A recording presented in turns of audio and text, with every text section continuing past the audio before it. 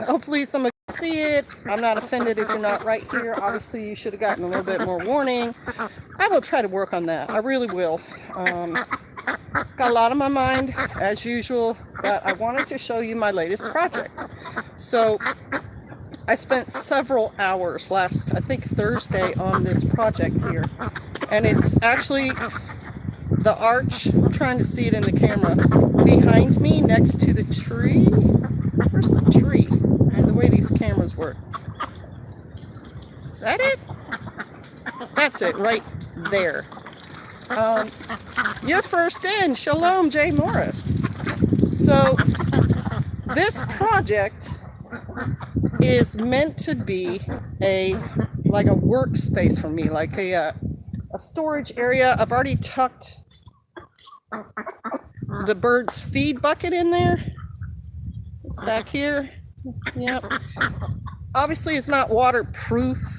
You know, I don't have it enclosed and all that stuff, but it's in shelter. And I was actually thinking about it more in context of the spring when it starts getting really hot and having a place with a little bit of shade. This is the north side of this pen. So this side is the cooler side, if there is one. And we have done some clearing and pruning of the trees. So this is more open on the south side. Good for the plants, but I kind of get baked when I'm down here when it's really hot out. So what I did, and let me check your comments real quick. There is the Cantankerous Canning Lady. I love your channel name, Smiling Mary, and CKOC. Hi, beautiful people. Hello, shalom. What I did was I simply bent one of those fence panels over, just one. So this measurement across it is 4 foot, 48 inches, give or take. And then these metal panels are leftovers from the build on the meeting hall. The meeting hall has a metal siding, metal roof, and we had bits and pieces of that metal laying around. Good morning, Grace Acres. Shalom. We had bits and pieces of that metal left over, and of course, since we paid for it, we weren't going to throw it away. And so I actually measured, took a tape measure up to the pile of the metal. Hey, Aid! Just bought extra cattle panels for projects around my homestead. Grace Acres, I am telling you, these cattle panels are like a homesteading revelation. We've had them for 10 years. Way back when, the very first goat pen we made and shelter to be out of the rain while we were milking goats. These were flexible, they're inexpensive, they're at your local farm store, and I've got tons of videos all through the years because I've been online now, I think almost 10 years. I've got tons of videos where we're using them for different things, for a dog kennel, for a goat pen, for a milking station, and they're still here. Our area has termites, so a lot of the wood gets rotted by the weather and the termites, and it only lasts like 2 or 3 years if it's untreated, and then it rots. So these things are just a game changer. So let me take you inside. I was just going to screw holes in the metal and then wire this to the frame. But what I ended up doing was something that another brother did at his house for his sheep pen. And then Pastor was like, you should do that.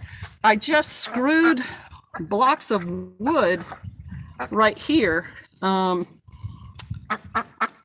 the frame through the metal. So the top of the screw head is on the top of the wood, and then it just comes down into this wood. And it's pretty sturdy. And I wouldn't say it's easier, but I was expecting if I used wire, the wire would eventually wear and break. Whereas I don't think these are going to wear nearly as much because they're going to be under the thing so they won't get as wet. Oh, it is flexing, right? It's flexing a bit in the wind. It's moving. It's because this is top heavy right now. Yeah, that's that's where I was marking the middle, the approximate middle of the panel and the middle of the metal. And then down here,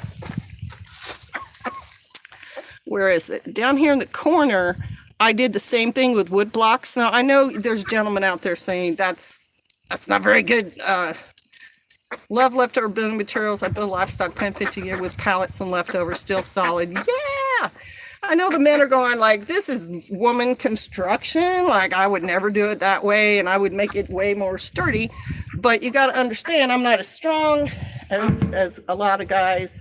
I've used strapping for mine. A lot of people use strapping, and strapping works really right. It works really well. So this is not me saying strapping is a bad thing. Strapping is a really good thing, and it works very well. I just did not happen to have any when I decided to do this whole thing. Time is of the essence for me, so I try to use what we have laying around. Anyway, that back corner, yeah, are we showing it, right? Are we showing the back corner? Maybe we're not. That back corner, I'm trying to make it steadier so it's not so shake it for you all. It's pretty tight, and I've got a big rock, and it doesn't move, and it's a 2 by 6 by 8 that's been down here already painted, just sitting around not being used for anything. It's a leftover from some other project, and so I used it to steady at least the one side, and I intend to finish these sides somehow. I'm not sure, from there to the ground. And I'm thinking I may put 2 pallets on the inside, right about here, to steady this up. And then I will use like maybe a few 2x4s or 1 4x4, maybe 2x6, whatever we have around, and sturdy it up. Span that distance from pallet to pallet. Make a shelf or 2, because I do want it to be an area, if I have to get a med ready for one of these ducks, or, I'm doing some pruning and all that stuff around the orchard, fertilizing. I'd like to have a little sheltered area right in here so that I can store that stuff here and I don't have to lug it all the way from down by the house and then be ready to do whatever I want to do in here without spending that extra time. So that's the whole thing. And this, it's really kind of small. I can always make it bigger. I can always add another panel, but because it's for me and it's not meant to store every tool we own on the mountain, I think it'll be big enough. Grace Acres says, great idea about the shelves. Kentucky Prepper, I like it better the way you do it because many don't do it at all. Thank you, Kentucky Prepper. And I should have started at the bottom, and I do know that because when I made that, where is it? The bigger one. When I made the bigger one, someone did help me do the framing, but then when I put the roof panels and the side panels on, I did start at the bottom like I was supposed to.